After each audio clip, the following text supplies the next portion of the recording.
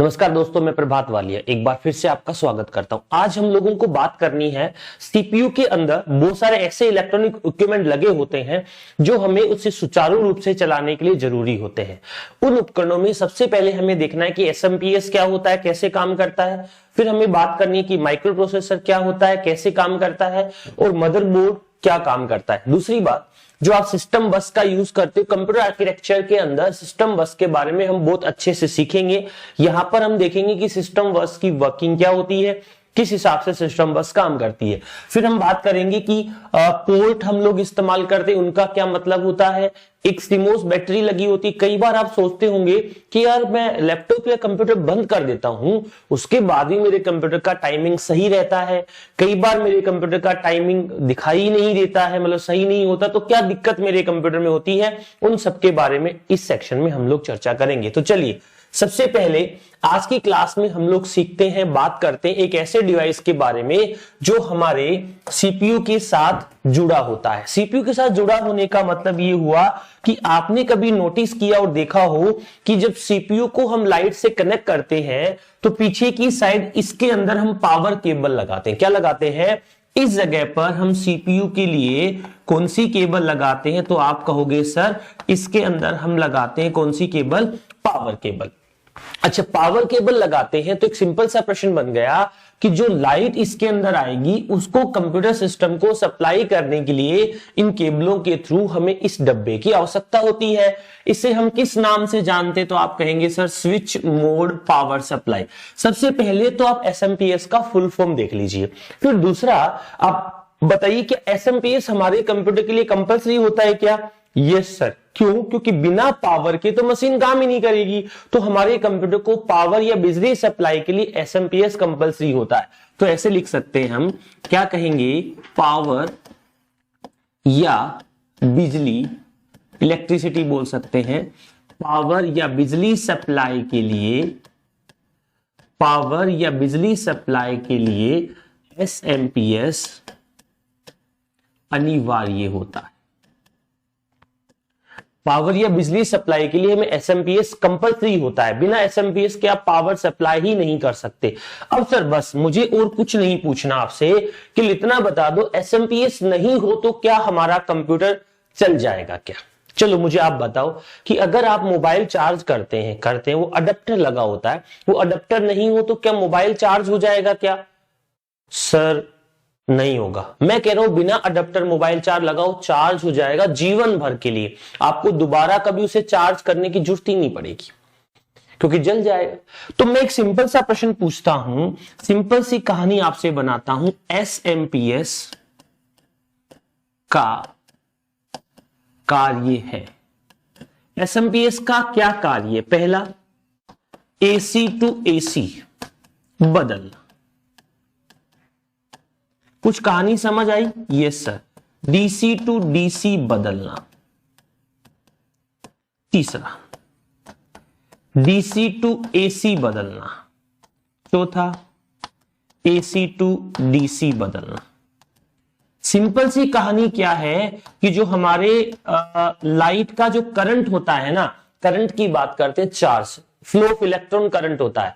वो करंट हम तार के अंदर जो घरों में यूज करते हैं वो एसी होता है या डीसी होता है? सर अल्टरनेटिव करंट होता है। तो जो हमारे डिवाइसेस को चाहिए वो डीसी होता है, यानी प्रत्यावर्ती धारा, दिष्ट धारा, प्रत्यावर्ती धारा बोलते हैं, डायरेक्ट करंट बोलते हैं। तो हमारे जो कंप्यूटर का इस्तेमाल कर रहे हैं, हम जिस मशीनों का इस्तेमाल कर रहे हैं, उन मशीनों को जो करंट की आवश्यकता होती है वो करंट कौन सा होगा? डीसी। सिंपल सी भाषा में ये कहेंगे कि एसएमपीएस एसी को किस में कन्वर्ट करता है? डीसी में करता है। यानी हमारे इलेक्ट्रॉनिक उपकरण जो चल रहे हैं उन सभी को कौन से करंट की आवश्यकता होती है? डीसी की आवश्यकता होती है। डीसी का मतलब क्या होता है? डीसी का मतलब होता है डायरेक्ट करंट। ठीक है मेरी बात? तो यहां पर एसएमपीएस हमारे सिस्टम के लिए कंपलसरी हो गया और काम क्या कर रहा है वो आपने यहां पर बता दिया। ठीक है, पहला डिवाइस क्लियर हुआ जो एडिशनल था, सीपीयू के साथ जुड़ा था, सीपीयू के भाग में नहीं था, मुझे आप लोगों को बताना था। अब देखो, वास्तव में मैं इस सीपीयू को यह कह सकता हूं कि जो माइक्रोचिप है या माइक्रो प्रोसेसर है इसके बिना हमारे कंप्यूटर का कोई जीवन नहीं है। यानी ये जो अगर माइक्रो प्रोसेसर जो आपको दिखाई दे रहा है, हम आर्किटेक्चर वाले कॉन्सेप्ट में पढ़ेंगे कि 8085 माइक्रो प्रोसेसर कैसे काम करता है और जनरली हम इसी का इस्तेमाल करते हैं। आप जब दुकान से कंप्यूटर खरीदने जाते हो तो आपको ऐसे कहता है कि i3 है, कोई कहता है i5 है, कोई कहता है i7 है, कोई कहता है p4 है। वो सब क्या है? तो उन सभी के लिए हम इन वर्डों का इस्तेमाल करते हैं। ठीक है मेरी बात? जो हम पहले इस्तेमाल करते थे वो माइक्रो प्रोसेसर या चिप थे, और सबसे पहले कब इस्तेमाल में लिए गए, इस टाइप के प्रश्न बनाकर हम सेक्शन को आगे बढ़ते हैं। देखो थोड़ा सा आगे चलकर हम जिक्र करेंगे कि माइक्रो प्रोसेसर की वर्किंग क्या होती है, माइक्रो प्रोसेसर बनाने के लिए कौन कौन सी चीजों का इस्तेमाल किया जाता है, वो सब चीजें हम अच्छे से देखेंगे। लेकिन यहां से हम जनरल कॉन्सेप्ट क्लियर करके चलते हैं कि वास्तव में हमारे कंप्यूटर में जो प्रोसेस करने का काम करता है उस चिप को हम माइक्रो प्रोसेसर कहते हैं। ठीक है मेरी बात? सवाल पूछा जाता है कि माइक्रो प्रोसेसर सबसे पहले कौन सी जनरेशन के कंप्यूटर के साथ काम में लिया गया, तो आप कहेंगे सर पहली जनरेशन के कंप्यूटर के साथ काम में लिया गया। आपने कभी शब्द सुना होगा इंटेल, सर डेली सुनते हैं। तो इंटेल ने ही दुनिया का सबसे पहला माइक्रो प्रोसेसर 1970 में बनाया था। अब उसी जिक्र को आगे बढ़ाते हैं। बात हम माइक्रो प्रोसेसर की कर रहे थे, तो हम ये कहेंगे कि जो माइक्रो प्रोसेसर होता है उसके बारे में अगर मैं बात करूं तो कह सकता हूं क्या किसका बना होता है, तो आप कहोगे सर ये बना होता है अर्धचालक का। अर्धचालक की पावरफुल चिप होती है। अच्छा, अर्धचालक की पावरफुल चिप है, तो अगर मैं ये कहूं अर्धचालक कौन कौन से इस्तेमाल करते हैं, तो एक सिलिकॉन करते हैं और दूसरा कौन सा करते हैं, जर्मेनियम। ये दो प्रकार के सेमीकंडक्टर या दो प्रकार के अर्धचालक का हम इस्तेमाल करते हैं। अगर मैं यहां पर कहूं इस माइक्रो प्रोसेसर के बारे में, तो क्या कह सकता हूं, कंप्यूटर में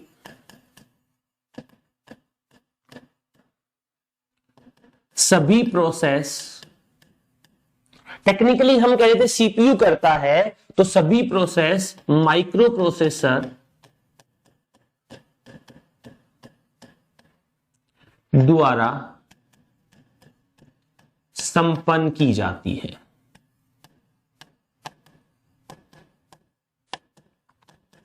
सारी की सारी प्रोसेस कौन पूरी करेगा, माइक्रो प्रोसेसर। वास्तव में आपने कहा कि सर मेरा ये सर जो दिख रहा है ना ये काम करता है, इसके अंदर एक चिप है जिसे माइक्रो प्रोसेसर बोलते हैं, उससे हम सारी प्रोसेस के लिए इस्तेमाल में लेते हैं। दूसरी भाषा में, दूसरे तरीके से मैं कहूं कि सबसे पहले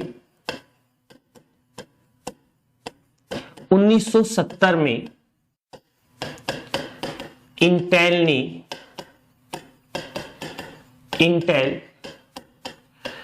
4004, यानी दुनिया का सबसे पहला माइक्रो प्रोसेसर कब बना, तो आप कहेंगे सर 1970 में। बनाने वाली कंपनी का नाम क्या था, इंटेल, और प्रोसेसर का नाम क्या था, इंटेल 4004, 4 बिट आधारित।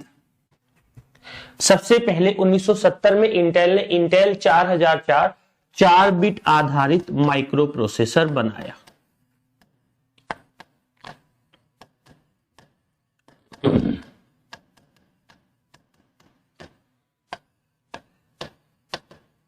क्लियर है मेरी बात? ये हमने बताया कि इंटेल ने सबसे पहले इस माइक्रो प्रोसेसर का निर्माण किया था, इस माइक्रो प्रोसेसर को बनाया था। ठीक है, इससे थोड़ा आगे चलकर बात करते हैं समझने वाली या मैं कहूं बताने वाली। क्या बातचीत हो सकती है वो आप देखो, वो आप समझो। बातचीत ये हो सकती है कि जो इंटेल ने बनाया था उसमें 4 बिट का सीन क्या है। 4 बिट का सीन क्या है कि देखो, एक 4 बिट का माइक्रो प्रोसेसर है, एक 8 बिट का माइक्रो प्रोसेसर है, एक 16 बिट का माइक्रो प्रोसेसर है, एक 32 बिट का है और एक 64 बिट का है। कहने का मतलब क्या हुआ, पर्टिकुलर टाइम में ये कितने बिट प्रोसेस करेगा, 4 बिट करेगा, ये 16 करेगा, सॉरी 4 के बाद 8 ले लो, ये 8 करेगा, ये 16 करेगा, 32 करेगा, 64 करेगा। अब ये एक पर्टिकुलर टाइम में 4 बिट प्रोसेस करके देगा, ये 8 करके देगा, ये 16। इसका मतलब माइक्रो प्रोसेसर में वर्ड की लेंथ, मतलब माइक्रो प्रोसेसर की बिट जितनी ज्यादा होगी उतनी ही प्रोसेसिंग गति अपनी क्या होगी, तेज होगी। तो यहां पे लिख सकता हूं मैं, माइक्रो प्रोसेसर में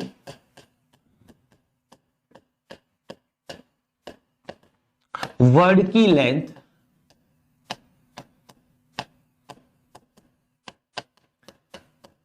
जितनी अधिक होगी प्रोसेसिंग गति उतनी ही तेज होगी। वर्ड की लेंथ जितनी ज्यादा होगी प्रोसेसिंग गति उतनी ही क्या होगी, तेज होगी। बात समझना, बताने की कोशिश कर रहा हूं। फिर अब अगर मैं कहूं कि इंटेल ने सबसे पहला तो ये बनाया था, इसके बाद क्या और भी माइक्रो प्रोसेसर इंटेल द्वारा बनाया गया, तो आप कहेंगे सर बिल्कुल बनाया गया। इसके बाद जो माइक्रो प्रोसेसर बनाया गया था, इसके जस्ट बाद, जिसका नाम था इंटेल 8008। क्या नाम था, इंटेल 8008। और ये कितने बिट का माइक्रो प्रोसेसर था, 8 बिट का माइक्रो प्रोसेसर।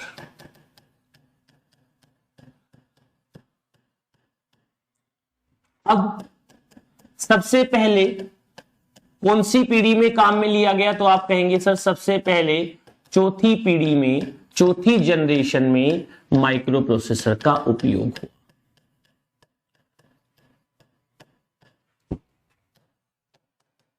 सबसे पहले कौन सी पीढ़ी में, तो आप सीधा कहेंगे तो सबसे पहले चौथी पीढ़ी में माइक्रो प्रोसेसर का उपयोग हुआ। इसीलिए माइक्रो प्रोसेसर आधारित जो कंप्यूटर होते हैं उन्हें हम किस नाम से जानते हैं, उन्हें हम माइक्रो कंप्यूटर के नाम से जानते हैं। अब पूछा जाए कि जिस कंप्यूटर में माइक्रो प्रोसेसर सबसे पहले लगाया गया था उस कंप्यूटर का नाम क्या था, तो आप कहेंगे सर एल्टेयर। एल्टेयर प्रथम माइक्रो प्रोसेसर, एल्टेयर प्रथम माइक्रो प्रोसेसर आधारित कंप्यूटर था। एल्टेयर पहला माइक्रो प्रोसेसर आधारित कंप्यूटर था जिसमें माइक्रो प्रोसेसर का उपयोग हुआ। ठीक है मेरी बात, कोई दिक्कत नहीं है। आगे बढ़ते हैं, बात करते हैं इस माइक्रो प्रोसेसर की। भारत ने भी एक माइक्रो प्रोसेसर बनाया,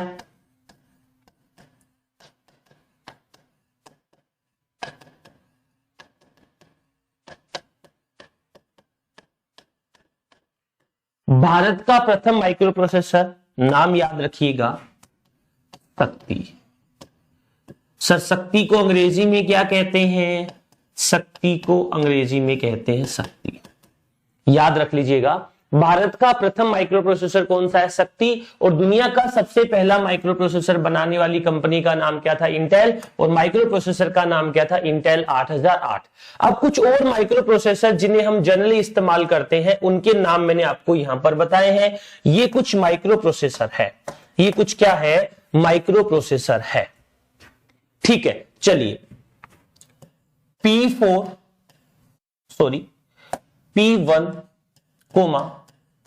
P2, P3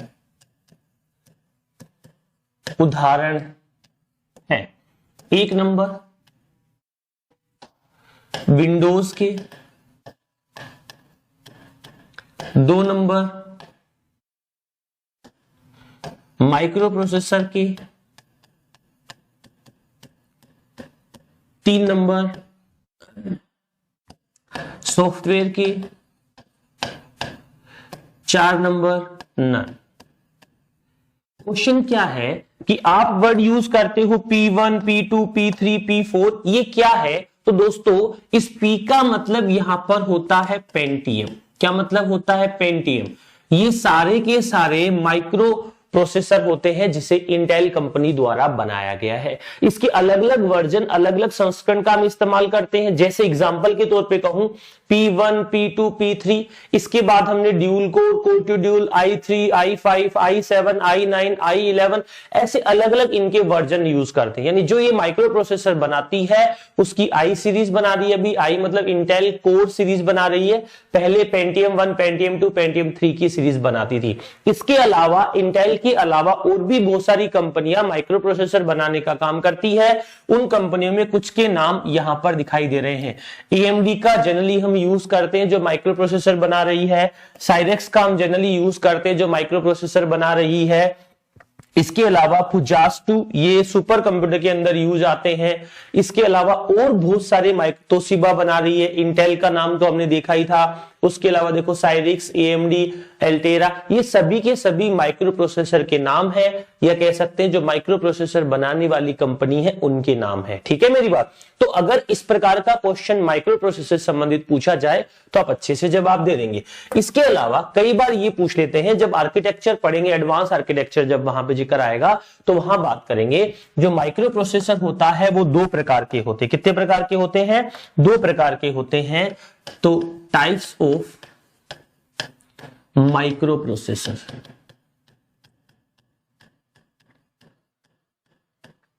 types of micro processor, एक नंबर पे बोलते हैं RISC। बस इनका फुल फॉर्म देख लो और फिर इनके बारे में डिटेल आर्किटेक्चर में पढ़ेंगे। RISC का मतलब क्या होता है? R का मतलब होता है रिड्यूस्ड इंस्ट्रक्शन सेट कंप्यूटिंग, इसका होता है कॉम्प्लेक्स इंस्ट्रक्शन सेट कंप्यूटिंग। ठीक है मेरी बात। इनका फुल फॉर्म आपको याद रखना है कि RISC का फुल फॉर्म क्या होता है और CISC का फुल फॉर्म क्या होता है। दूसरा, अगर आपसे पूछे कि माइक्रो प्रोसेसर की स्पीड को किसमें मेजरमेंट किया जाता है, सवाल पूछे कि माइक्रो प्रोसेसर की जो स्पीड होती है, गति होती है, उसे किसमें मेजरमेंट करते हैं, तो आप सीधी भाषा में बोलेंगे कि सर उसे मापते हैं HZ। HZ का मतलब क्या होता है? HZ का मतलब होता है हर्ट्ज। अगर MHZ लिखा हो तो उसे हम क्या बोलेंगे? Mega hertz. क्या बोलेंगे? Mega hertz. और अगर GHZ लिखा हो तो उसे हम क्या बोलेंगे? Giga hertz. ठीक है मेरी बात। अच्छा, जितनी ज्यादा बिट का माइक्रो प्रोसेसर होगा उसके कार्य करने की, प्रोसेस करने की गति उतनी ही क्या होगी? तेज होगी। ठीक है मेरी बात। चलिए सर, अच्छा है, हम बात समझ रहे हैं। इसके बाद देखो, ये है हमारा मदरबोर्ड। क्या है? मदरबोर्ड। अब इस मदरबोर्ड को थोड़ा सा ध्यान से देखो, ये हमारे सीपीयू के अंदर लगा होता है, एक पूरा सर्किट बोर्ड होता है, कम्युनिकेशन या संचार के लिए यूज किया जाता है, या संचार बोर्ड होता है। क्या होता है इस कम्युनिकेशन बोर्ड के अंदर? आप यहां से देखो, ये जो स्लॉट दिख रहे हैं, ये जो स्लॉट दिख रहे हैं, ये जो स्लॉट दिख रहे हैं, ये जो स्लॉट दिख रहे हैं, ये जो जगह दिख रही है आप लोगों को, ये जो दिख रहे हैं ये रजिस्टर्स हैं। ये जो दिख रहे हैं ये क्या है? रजिस्टर्स है। ये जो दिख रही है आपको इस जगह पर आपका क्या लगा है? प्रोसेसर लगा हुआ है। ये जो जगह दिख रही है यहां पर हम क्या लगाते हैं? रैम लगाते हैं। ये जो जगह दिख रही है यहां पर हम केबल्स लगाते हैं, कनेक्टर्स लगाते हैं। ठीक है मेरी बात। ये जो जगह दिख रही है ये आपकी सीमोस बैटरी लगी हुई है। सीमोस बैटरी या सीमोस सेल क्या होता है? ये मैंने आपको थोड़ी देर पहले जिक्र किया था कि आपको इस बात का पता लगाना हो कि भाई कंप्यूटर जो हमारा काम कर रहा है उसको मैंने बंद कर दिया, उसके बाद भी उसका टाइम क्यों चलता रहता है? तो उसके अंदर एक सेल लगा होता है, उस सेल को बार बार चार्ज करते रहते हैं, इसलिए आपका टाइम बताता है। कुछ सालों बाद, 2, 5, 10 साल बाद में ये सेल खराब हो जाता है तो टाइम गलत बताना शुरू कर देता है। ठीक है, चलिए अब इसके बारे में हम थोड़ी बातें जानते हैं। मदरबोर्ड क्या होता है? तो आप सीधी भाषा में ये कहेंगे कि कंप्यूटर सिस्टम में कम्युनिकेशन या संचार के लिए हम किसका इस्तेमाल करते हैं? मदरबोर्ड का इस्तेमाल करते हैं। तो आप कहेंगे सर कंप्यूटर सिस्टम में कम्युनिकेशन या संचार के लिए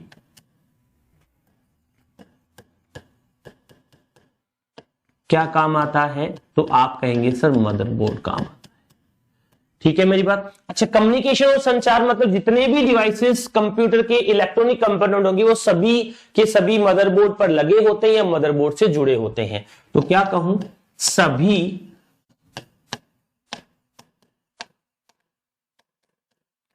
इलेक्ट्रॉनिक उपकरण मदरबोर्ड से जुड़े होते हैं। सभी इलेक्ट्रॉनिक उपकरण किससे जुड़े होते हैं? मदरबोर्ड से जुड़े होते हैं। अब थोड़ी सी बात आगे चलकर मैं बता रहा हूं आपको, बात हम मदरबोर्ड की कर रहे हैं। तो ऐसा कह सकते हैं कुछ मदरबोर्ड से डायरेक्ट जुड़े होते हैं और कुछ मदरबोर्ड को बाहर की ओर से जोड़ने के काम आते हैं। तो मदरबोर्ड पर उपकरण जोड़ने के लिए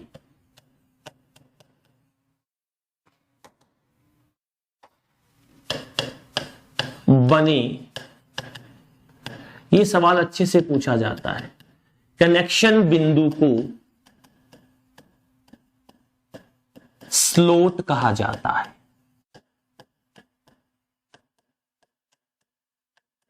क्या कहा जाता है? स्लॉट कहा जाता है। मदरबोर्ड पर जो कनेक्शन बिंदु जोड़ते हैं उस जगह को क्या कहा जाता है? स्लॉट कहा जाता है। मदरबोर्ड एक सिस्टम बोर्ड होता है। मदरबोर्ड कौन सा बोर्ड होता है? एक सिस्टम बोर्ड होता है।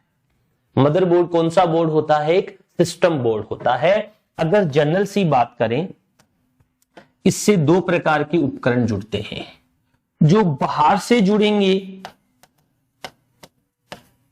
और जो अंदर से जुड़ेंगे। सर अंदर का मतलब क्या होता है? तो अंदर का मतलब होता है इंटरनल यानी आंतरिक। बाहर का मतलब होता है एक्सटर्नल यानी बाहरी। अब ये कहूं जो अंदर से जुड़ते हैं उन्हें जोड़ने के लिए हम किसका यूज करते हैं? स्लॉट्स का यूज करते हैं। जो बाहर से जुड़ते हैं उन्हें जोड़ने के लिए हम किसका यूज करते हैं? पोर्ट्स का यूज करते हैं। पोर्ट क्या होते हैं अभी एक स्टेप बाद पढ़ेंगे, लेकिन यहां पर हम जान रहे हैं। अच्छा, जो उपकरण बाहर की ओर से जोड़े जाते हैं उन सभी उपकरणों को हम किस नाम से जानते हैं? तो आप कहेंगे सर उन सभी उपकरणों को हम पेरिफेरल उपकरणों के नाम से जानते हैं। जो आंतरिक उपकरण होते हैं, जैसे मैंने कहा रैम हो गई, मैंने कहा रोम हो गई, मैंने कहा माइक्रो प्रोसेसर हो गया, ये सभी के सभी उसके अंदर लगे होते हैं। इसके अलावा आगे पढ़ेंगे एक मेमोरी होगी जिसे हम कौन सी मेमोरी कहते हैं? कैच मेमोरी कहते हैं। इधर हमने बात की, एक हो गया कीबोर्ड, एक हो गया माउस, एक हो गया मॉनिटर। ये सभी के सभी बाहर की ओर से जोड़े जाते हैं। जो उपकरण बाहर की ओर से जुड़ेंगे सिस्टम बोर्ड में वो किस में जुड़ेंगे? पोर्ट से जुड़ेंगे। और जो अंदर जुड़ेंगे वो किससे जुड़ेंगे? स्लॉट से जुड़ेंगे। ठीक है मेरी बात? तो कई बार हमें पूछ लेता। अच्छा, अब आगे बताएंगे रैम लगाने के लिए हम जिस स्लॉट का यूज करते हैं उसे क्या कहते हैं? सिम, या उसका नाम क्या होता है? डिम। सिम का मतलब होता है single inline memory module. Full form पूछते हैं इसका, क्या मतलब होता है? Single in line memory module. ये सिम का मतलब होता है, सिम का फुल फॉर्म होता है। अगर डिम होता तो बस इसकी जगह पर क्या हो जाता? Dual inline memory module. ये रैम लगाने की जगह होती है। कई बार पूछ लेते हैं कि रैम मदरबोर्ड में कहां लगती है? तो वह स्थान जहां पर रैम लगती है टेक्निकली उसे स्लॉट कहते हैं। उस स्लॉट का नाम क्या होता है? सिम और डिम होता है। ठीक है, इधर आए, बाहर की ओर से पेन ड्राइव जोड़ना है, मेमोरी कार्ड जोड़ना है, हार्ड डिस्क भी एक्सटर्नल हम लोग यूज करते हैं, तो वहां जो जोड़ेंगे उस जगह को क्या कहेंगे? पोर्ट। अलग अलग टाइप के पोर्ट होते हैं, अलग अलग पिन वाले पोर्ट होते हैं, उनकी अभी हम चर्चा करेंगे आगे। ठीक है, चलिए यहां तक ठीक बात है। मदरबोर्ड के बारे में कुछ चर्चा हुई। अच्छा, कुछ कंपनियां हैं जो मदरबोर्ड बना रही है, फॉर्म फैक्टर से मदरबोर्ड की पहचान हम लोग करते हैं। तो दोस्तों ये सवाल आप लोगों से ऐसे पूछा जाता है कि इसमें से ये कौन सी टाइप का मदरबोर्ड है और इसका फुल फॉर्म बताओ। वैसे तो आर्किटेक्चर फ्यूचर में कभी आप एडवांस कंप्यूटिंग पढ़ेंगे तो वहां बात करेंगे, लेकिन यहां पर हम फंडामेंटल की बात कर रहे हैं जहां पर ज्यादा डिटेल में हम नहीं जाएंगे। फॉर्म फैक्टर के अनुसार एक होता है जिसे हम कहते हैं ATX, एक बोलते हैं ITX और AT। आपको सिंपल भाषा में ध्यान रखना है, ATX का फुल फॉर्म क्या होता है? Advance technology extended. ITX का मतलब होता है इंफॉर्मेशन टेक्नोलॉजी एक्सटेंडेड। AT का मतलब होता है एडवांस टेक्नोलॉजी। ATX वाले मदरबोर्ड अब हम ज्यादातर इस्तेमाल कर रहे हैं। इंटेल के ATX मदरबोर्ड हम लोग ज्यादातर देखते हैं। फॉर्म फैक्टर में हम कहें standard ATX, micro ATX, mini ITX और नैनो ITX का हम इस्तेमाल करते हैं। ठीक है मेरी बात। चलिए आगे बढ़ते थोड़ी और बात करेंगे। मदरबोर्ड से संबंधित बहुत सारे विचार आएंगे तो आर्किटेक्चर के साथ उन्हें पूरा करेंगे। ठीक है, यहां देखो अगले नंबर पे हमें बात करनी है सिस्टम बस की। किसकी बात करनी है? सिस्टम बस की, जो कंप्यूटर में सिग्नल को इधर से उधर ले जाने का काम करती है। उसे हम किस नाम से जानते हैं? सिस्टम बस के नाम से जानते हैं। तो हम कहें सिस्टम बस क्या होती है? कंप्यूटर में डेटा, कंप्यूटर में डेटा सिग्नल तथा एड्रेस को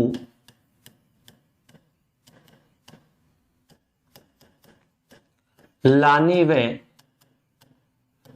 ले जाने व कंट्रोल करने के लिए कौन सी बस का यूज करते हैं? इन बसों का इस्तेमाल करते हैं। अगर आपसे कहें कि एड्रेस बस क्या काम करती है, तो ये एड्रेस को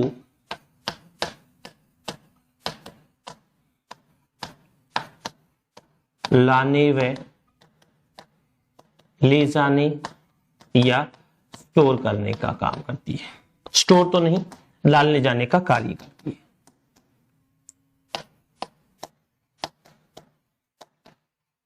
ठीक है, अच्छा डेटा की बात करें तो डेटा को लाने व ले जाने का कार्य करती है। कंट्रोल बस, इसमें कंट्रोल सिग्नल्स होते हैं। ठीक है मेरी बात। अच्छा कैसे काम करेगी डेटा बस? दोस्तों जैसे हम कहें कि एक डेटा बस है, उसकी लेंथ है 3 बिट। कितनी है? 3 बिट। इसका मतलब 2 की पावर 3, वो 8 बिट डेटा स्टोर कर पाएगी। ठीक है मेरी बात। 8 बिट कैसे करेगी? देखो एक बार, 3 बिट लेंथ है तो कितना डेटा वो स्टोर करेगी? 3 बिट का मतलब हुआ 000 001 010 011 100। ये बाइनरी को रिप्रेजेंट करें। ऐसे लास्ट तक कहां तक पहुंच जाएंगे हम लोग? 7 तक पहुंच जाएंगे। कितने तक पहुंच जाएंगे? 7 तक। 0 से लेकर कहां तक पहुंच जाएंगे हम लोग? 7 तक पहुंच जाएंगे। इस प्रकार से उस डेटा को कैरी करेगा और जहां पर उस डेटा का एड्रेस रखा होगा, वैल्यू रखी होगी, उसे कैरी करके आगे पहुंचाने का काम क्रमशः डेटा बस और एड्रेस बस किया करती है। कंट्रोल बस क्या करती है? कोई भी सिग्नल देना हो, जैसे लोड करना हो, जैसे किसी डेटा को इंसर्ट करना हो, किसी को डिलीट करना हो, वो सिग्नल कौन सी बस देती है? कंट्रोल बस देती है। तो आपको केवल जनरल भाषा में इतना याद रखना है कि बसेस कितने प्रकार की होती है? 3 प्रकार की। पहली का नाम क्या होता है? Data bus. दूसरी का नाम क्या होता है? Address bus. तीसरी का नाम क्या होता है? Control bus. डेटा बस क्या करती है? डेटा को लाने ले जाने का काम करती है। एड्रेस बस किसको ले जाती है? एड्रेस को। और कंट्रोल बस दोनों बसेस को क्या करती है? कंट्रोल करती है। ये कंट्रोल बस कंट्रोल सिग्नल्स का इस्तेमाल करती है। ठीक है मेरी बात। आगे चलते हैं, बात करते हैं अच्छे से अगले सेक्शन के बारे में। अगले सेक्शन में हमें देखना है पोर्ट। किसके बारे में बात करनी है? पोर्ट। केवल आप यहां इतना सा देख लीजिए, हमारे कंप्यूटर सिस्टम के पीछे तार लगाने के लिए इतने सारे ये जगह होती है। इतनी सारी क्या होती है? जगह होती है। इतनी सारी जगह को हम किस नाम से जानते हैं? पोर्ट के नाम से जानते हैं। पोर्ट का मतलब क्या होता है? वह स्थान जहां से पेरिफेरल उपकरणों को कंप्यूटर सिस्टम से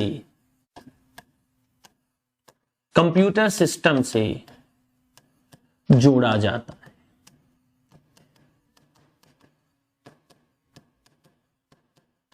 वह स्थान जहां से पेरिफेरल उपकरणों को किससे जोड़ा जाता है? कंप्यूटर सिस्टम से। ऐसा स्थान जहां पर पेरिफेरल उपकरणों को कंप्यूटर सिस्टम से जोड़ा जाता है, उस स्थान को हम क्या कहते हैं? पोर्ट्स कहते हैं। सर एक हमने नाम सुना था एक्सटेंशन कार्ड। एक्सपेंशन कार्ड बोलते थे या कार्ड बोलते थे। तो कार्ड क्या होता है मैं बता रहा हूं, ऐसा हार्डवेयर, कार्ड क्या होता है, ऐसा हार्डवेयर जो अपने कंप्यूटर की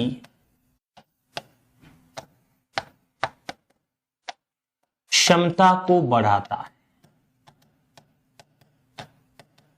कार्ड क्या होता है, एक हार्डवेयर होता है जो हमारे कंप्यूटर की क्षमता को बढ़ाता है। जैसे एग्जांपल के तौर पे हम बात करें, मेमोरी कार्ड वाला कार्ड नहीं, हम बात करेंगे साउंड कार्ड की, हम बात करेंगे ग्राफिक कार्ड की, हम बात करेंगे टीवी ट्यूनर कार्ड की। और दूसरी बात, उन कार्ड के अंदर भी क्या लगा होता है, पोर्ट लगा होता है। कार्ड के अंदर भी क्या होता है, पोर्ट होता है। तो टीवी ट्यूनर कार्ड हमें यह सुविधा देता था कि हम साधारण मॉनिटर में टीवी चला सकते हैं। अच्छा, ग्राफिक कार्ड क्या करता है, अच्छे आउटपुट देने के लिए हम किसका इस्तेमाल करते हैं, ग्राफिक कार्ड का। एक पेपर में सवाल पूछा गया कि ग्राफिक कार्ड का काम होता है अच्छा इनपुट देना, अच्छा आउटपुट देना, अच्छी प्रोसेस करना। नहीं, ग्राफिक कार्ड प्रोसेस का काम नहीं करता है। ग्राफिक कार्ड आपके डिस्प्ले क्वालिटी को बढ़ाता है। तो कहने का मतलब वो अच्छा डिस्प्ले देने के लिए हम लोग ग्राफिक कार्ड का इस्तेमाल करते हैं। ठीक है, अब देखो सबसे पहला पोर्ट मैं बताने की कोशिश कर रहा हूं कुछ। सबसे पहला पोर्ट के बारे में हमने देख लिया। सबसे पहला पोर्ट होता है PS/2 पोर्ट। देख लो ध्यान से, PS/2 पोर्ट, ये ऐसे वाले पोर्ट। एक है कीबोर्ड को जोड़ने के लिए, दूसरा किसको जोड़ने के लिए, माउस को जोड़ने के लिए। गिन लो, 3 और 3 6। इसमें कितनी पिन होती है, तो आप सीधी भाषा में कह सकते हैं इसमें 6 पिन होती है। कितनी पिन होती है, 6 पिन होती है। सामने दिख रहा है चित्र, देखिए समझ लीजिए। आप कहो तो कह सकते हो कीबोर्ड व माउस को जोड़ने के लिए, कीबोर्ड व माउस को जोड़ने के लिए इसका हम इस्तेमाल करते हैं, इसका हम क्या करते हैं, उपयोग करते हैं। जनरल सा प्रश्न है, ये आपका कीबोर्ड का पोर्ट है और इधर वाला कौन सा पोर्ट है, माउस का। क्या आजकल कीबोर्ड और माउस को हम इसी से जोड़ते हैं क्या, नहीं। आजकल तो सर हम कीबोर्ड और माउस के लिए किसका इस्तेमाल करते हैं, यूएसबी का। यूएसबी भी एक प्रकार का सीरियल पोर्ट ही है, आगे बात करेंगे। लेकिन यहां पर मैं आपको क्या बता रहा हूं, PS/2 पोर्ट जनरल सा पोर्ट है, इसमें हम कीबोर्ड और माउस दोनों कनेक्ट करते हैं। लेकिन एक बात याद रखना, अगर हम कीबोर्ड वाले में माउस लगा देंगे और माउस वाले में कीबोर्ड लगा देंगे तो आपस में काम नहीं करेंगे। इस बात को याद रखना है। क्या लिखा है मैंने, कीबोर्ड के पोर्ट में, कीबोर्ड के पोर्ट में माउस लगाने पर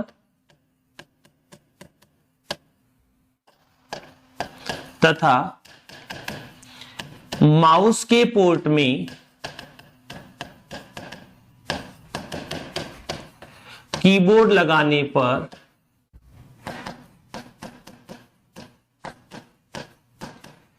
ये आपस में काम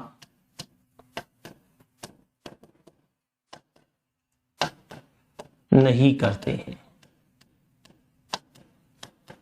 कीबोर्ड के पोर्ट में क्या लगाने पर, माउस लगाने पर, और माउस के पोर्ट में कीबोर्ड लगाने पर ये PS/2 पोर्ट में काम नहीं करेंगे। ठीक है मेरी बात। चलिए, अब PS2 पोर्ट दिखाता तो है, लेकिन हम PS/2 पोर्ट वाले कोई भी डिवाइस इस्तेमाल नहीं करते हैं।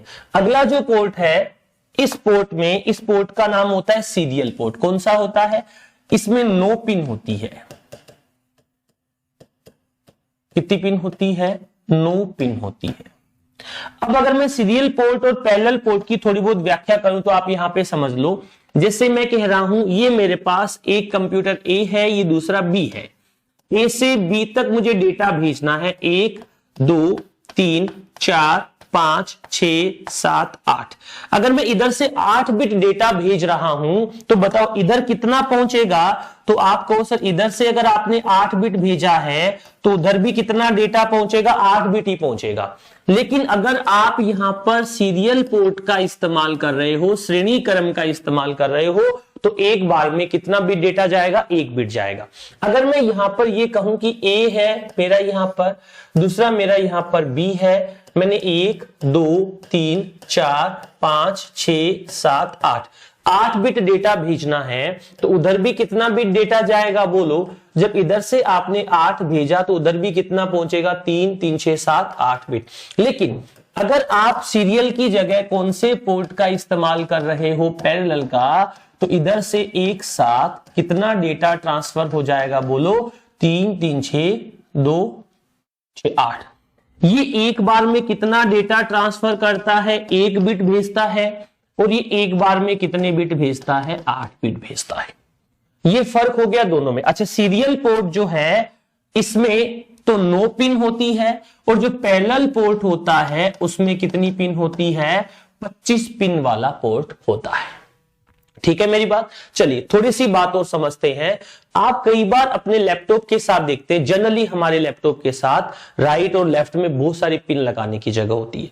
कुछ HDMI लगाते हैं, कुछ VGA लगाते हैं, कुछ अगर हम कहें मिडी वाली लगाते हैं, कुछ ये कहें पेन ड्राइव लगाने का USB होता है, इंटरनेट लगाने का जो पोर्ट होता है उसे इथरनेट पोर्ट बोलते हैं। तो उन सभी में अलग अलग तरीके की फंक्शनिंग होती है, अलग अलग तरीके की उनकी स्पीड होती है। बात करेंगे, देखो यहां पर हमने कहा कि एक बार में कितना डेटा, 1 बिट, ये एक बार में कितना डेटा, 8 बिट। अब बताओ इन दोनों में से तेज कौन सा पोर्ट काम करेगा, सीरियल करेगा या पैरेलल करेगा? सर पैरेलल करेगा। लेकिन लंबी दूरी के लिए हम पैरेलल का इस्तेमाल नहीं करते हैं, किसका इस्तेमाल करते हैं, सीरियल का। क्योंकि अगर हम 8 लाइनें एक साथ लेके जाएंगे कहीं लंबी दूरी पर तो भाई वो कॉस्टली होगी, एक लाइन लेकर जाएंगे तो कॉस्टली क्या होगी, कम। तो जहां पर तार की वायर की लेंथ ज्यादा हो जाती है वहां पर हम सीरियल पोर्ट का इस्तेमाल करते हैं, और जनरली हमारे कंप्यूटर के अंदर पैरेलल कम्युनिकेशन ज्यादा रहता है क्योंकि इसमें अलग अलग इंडिविजुअल वायर का हम इस्तेमाल कर सकते हैं। ठीक है, यहां तक थोड़ी बहुत बात आपको समझ आई? Yes sir. आगे चलते हैं।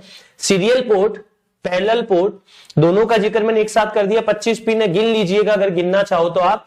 कम दूरी के लिए इसकी गति तेज होती है, किसके मुकाबले में बात कर रहे हैं हम लोग, इसकी गति तेज होती है किसके मुकाबले में, जो आपका सीरियल पोर्ट होता है। दोस्तों इथरनेट पोर्ट, कौन सा पोर्ट बोलते हैं, इथरनेट पोर्ट बोलते हैं इसको। टेलीफोन लाइन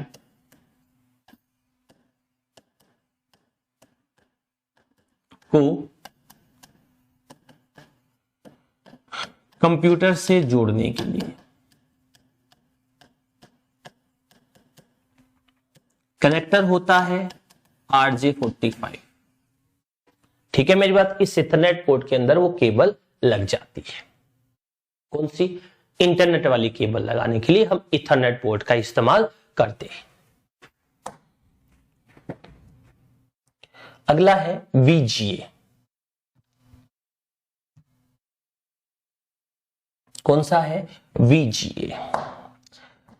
दोस्तों आप जब भी अपने लैपटॉप को, अपने मॉनिटर को CPU से कनेक्ट करते हैं तो आप एक ब्लू कलर की केबल का इस्तेमाल करते हैं। वो ब्लू कलर की केबल इस वाले पोर्ट में लगती है, वो ब्लू कलर की केबल इस वाले पोर्ट में लगती है। 3 2 5 3 2 5 3 2 5। देख लो, अगर ध्यान से देख रहे हो, समझ रहे हो, तो 15 पिन होती है इसके अंदर। कितनी पिन होती है? अगर आपसे पूछे कि VGA पोर्ट में पिन की संख्या कितनी होती है तो आप सीधा बता देंगे कि सर 15 पिन होती है। साथ में ये बता दूं कि VGA का फुल फॉर्म क्या होता है, वीडियो ग्राफिक एरे। क्या काम आता है? ये काम आता है आपके मॉनिटर को CPU से कनेक्ट करने के लिए।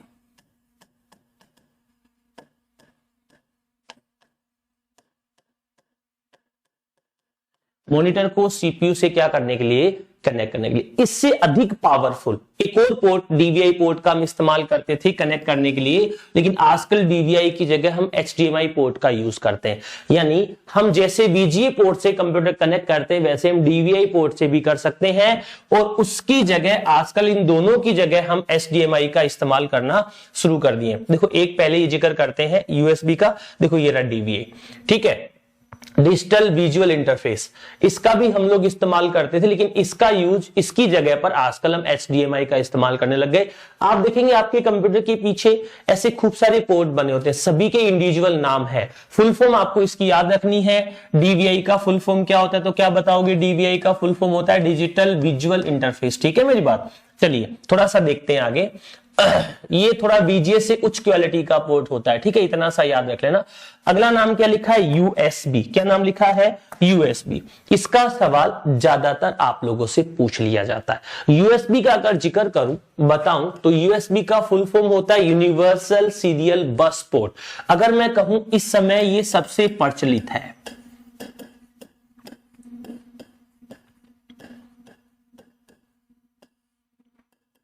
लगभग सभी उपकरणों की बात करें, सभी कौन से वाले? पेरिफेरल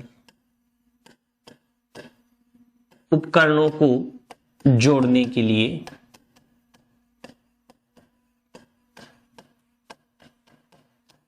इसका इस्तेमाल करते हैं। 3 वर्जन आते हैं इसके। पहले का नाम होता है USB 1.0, दूसरे का नाम होता है USB 2.0 और तीसरे का नाम होता है USB 3.0। ये सबसे तेज है। इसकी जो डेटा ट्रांसफर रेट होती है वो बाकी सभी के मुकाबले काफी अधिक तेज होती है, ठीक है मेरी बात। तो ये हमने आज USB पोर्ट के बारे में भी बात कर ली। आप देखते हैं आपके लैपटॉप में एक साइड 2 पोर्ट आते हैं, एक साइड 1 आता है, तो वो 2.0 वाले पोर्ट हो जाते हैं, और जो 1 आता है वो 3.0 वाला पोर्ट आता है। 3.0 वाले पोर्ट का कलर ऐसा अलग से दिख जाता है, आपको आइडिया लग जाता है, कलर से भी पहचान कर लेते हैं कि ये 3.0 वाला पोर्ट है, ठीक है। आगे देखते हैं, VDA के बारे में बता दिया मैंने। अब देखो एक पोर्ट है जिसका नाम है HDMI पोर्ट।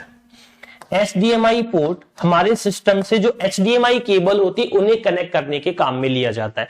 HDMI केबल की बात करें तो पहले हमें क्या करना होता था, जब हम घर में टाटा स्काई लगाते थे, केबल नेटवर्क यूज करते थे, तो हमें 2 केबल लगानी पड़ती थी, एक ऑडियो और वीडियो। आजकल हमें 2 केबल नहीं लगानी होती, केवल एक से ही काम चल जाता है। मतलब कहने का ये हुआ कि जो ऑडियो वीडियो दोनों के लिए काम कर जाता है उसे हम क्या कहते हैं? HDMI पोर्ट कहते हैं।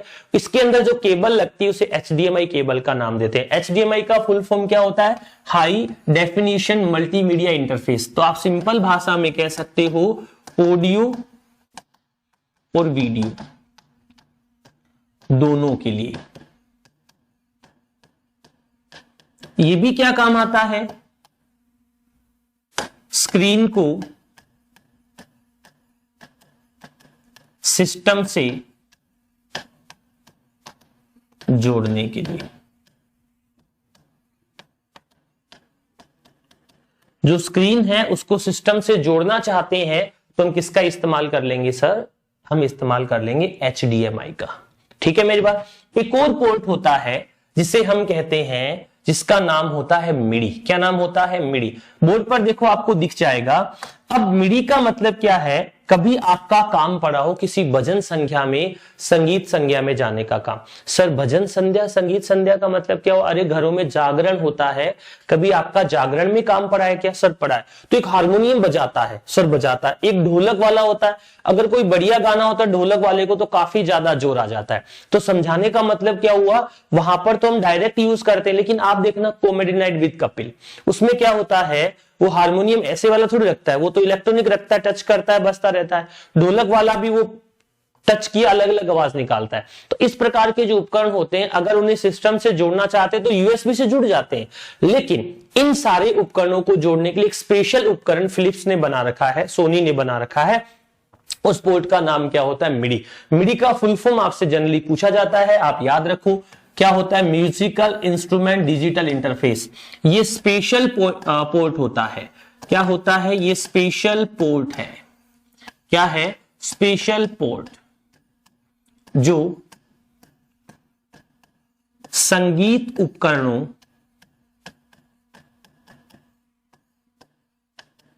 को सिस्टम से जोड़ने के लिए उपयोगी होता है। एक स्पेशल पोर्ट होता है जो संगीत उपकरणों को सिस्टम से जोड़ने के लिए काम में लिया जाता है, जिसका नाम क्या होता है? मिडी। फुल फॉर्म हुआ इसका musical instrument digital interface port, ठीक है। ये हमारा पोर्ट के बारे में चर्चा हो गई। अब हम बात करते हैं यूपीएस की। किसकी बात करते हैं? यूपीएस की। सर एसएमपीएस आपने बताया था और अब किसका जिक्र कर रहे हो? यूपीएस। दोनों में क्या फर्क होता है? दोनों का फर्क आपको समझाने की कोशिश करता हूं। अपने घरों में इन्वर्टर लगा होता है सर, हाँ हमारे लग रहा है, क्या लगाना कंपलसरी है क्या? नहीं सर, कोई कंपलसरी नहीं। क्या काम आता है इन्वर्टर? इन्वर्टर लाइट चली जाएगी तो हमारे घर की लाइट नहीं जाती है सर, मतलब लाइट जाने के बाद भी कुछ देर तक हमें कंटिन्यू पावर सप्लाई करता रहता है। तो ये बताओ कितनी देर तक इन्वर्टर सप्लाई कर? सर हमारे डबल बैटरी लग रहा है 2 दिन तक करता है। ऐसा नहीं, इन्वर्टर में जितनी बड़ी बैटरी होगी ना उतनी दिन तक सप्लाई करेगा, या जितना पावर कंजप्शन होगा उतनी ही देर तक सप्लाई करेगा। आपके डबल बैटरी तो लगी है, घर पे 2 एसी भी लगी है, चालू कर दो 10 मिनट में खत्म हो जाएगा। मेरा बताना क्या है, ये जो आपका इन्वर्टर होता है या यूपीएस होता है, ये आपका बैटरी उपकरण होता है। यूपीएस आपका क्या होता है? बैटरी उपकरण होता है। यूपीएस आपका क्या होता है? बैटरी उपकरण होता है, जो पावर यानी बिजली चले जाने की कुछ देर तक सतत का मतलब होता है कंटिन्यूस,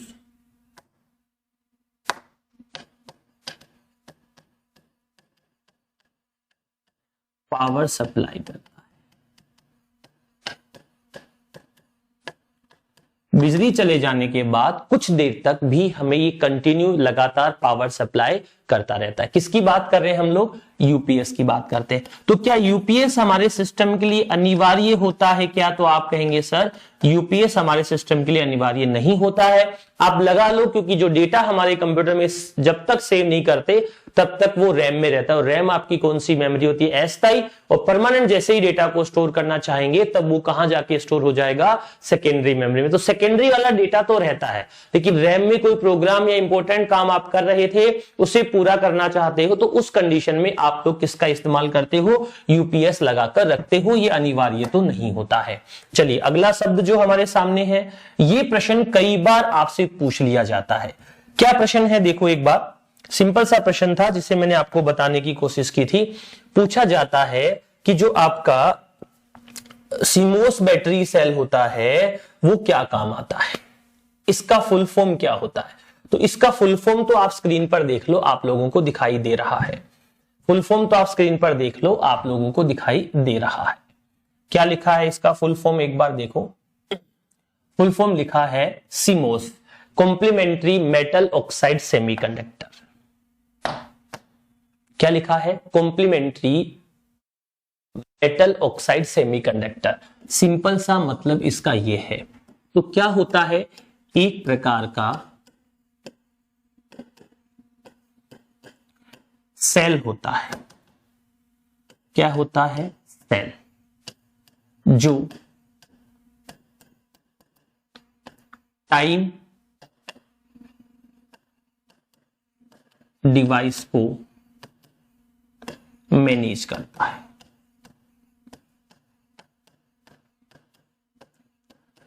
एक प्रकार का क्या होता है? सेल होता है जो आपके टाइम डिवाइस जो होते हैं उन्हें क्या करके रखता है? मैनेज करके रखता है। मैं कह दूं उसे कंट्रोल करके रखता है। बिजली चली जाती है तो इस सीमोस सेल की वजह से ही आपके कंप्यूटर का जो टाइम होता है वो खराब नहीं होता है, सेट रहता है। इसका मतलब हुआ कि सर ये सेल तो हमारे कंप्यूटर को कंटिन्यू पावर सप्लाई देता रहता है, चाहे हम 10 महीने तक बंद कर दें। अरे भाई 10 महीने तक बंद कर दोगे तो सेल भी डिस्चार्ज हो जाएगा।